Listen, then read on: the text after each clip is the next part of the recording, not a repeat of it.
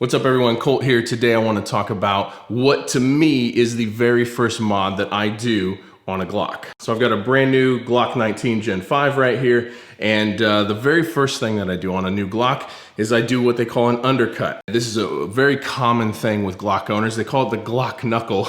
And basically what it is as you hold the gun and you try to choke up and get a proper grip as high up as possible, you basically end up rubbing your knuckle on the bottom of the trigger guard here. Let's go ahead and check this, make sure it's clear. The gun's clear. So the first thing that a lot of people do is they do what's called an undercut, and they shave some of this trigger guard down so that way there's more room to get your hand higher on the gun, and it just allows you for a better grip on the gun and keeps your knuckle from getting tore up from that trigger guard right there. So I'm gonna go over the tools that I use to do this and kind of exactly how I do this. One of the first things that I wanna say is that if you're considering doing this, do so at your own cost. I'm not responsible if you ruin your Glock. A couple other things to keep in mind is one, you're gonna wanna make sure you have a really solid way to secure the gun. And then the other thing that you want to make sure you do is that you run at a very slow speed with your Dremel so that way you don't melt the plastic. You just want to shave it away a little bit at a time. You want to go really slow. So let's take a look at the tools that I'm going to use to do this, and then we'll get to it. Okay, so tools that I use to do the undercut on the Glocks. Number one, I'm using a vise. You just want to make sure that you have something that can really effectively hold the gun very solidly in place. Secondly, I'm using a Dremel. This is a Dremel that I got from Harbor Freight. It was like $12. You're gonna need a rag. And then I use 3 different bits on the Dremel. I use this larger barrel and the smaller barrel and this polish wheel. Those are the 3 things that I personally use when I'm doing this. All right, so the first thing I do, obviously, you wanna check, make sure the weapon is unloaded. It is, and then we're gonna take it down until we have just the frame here, like so. Now, I don't remove all the parts from the frame. You can if you would like. I've not personally found it necessary. However, do whatever you are comfortable with. So then I just take my rag and tuck it into the vise, and I clamp the gun in just tight enough to hold it, but not so tight that it crushes anything. And I make sure to keep the slide release lever out of the vise.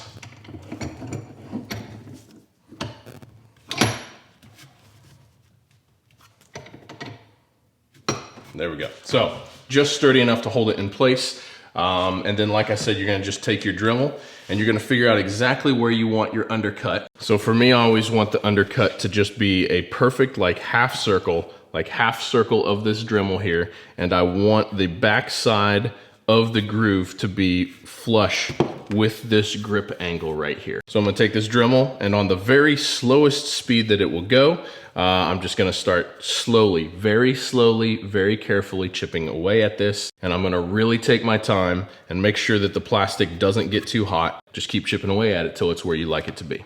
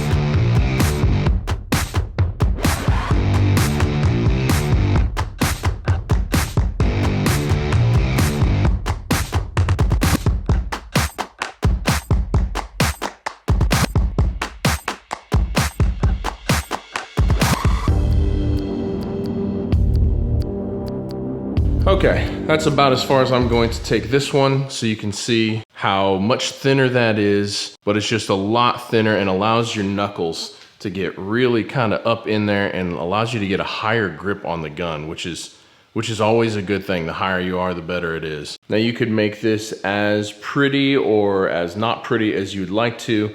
This is Not necessarily a perfect looking finish, obviously, but this is good enough for me. This is what I'm after, is I want function. I want it to function well and do what I need it to do.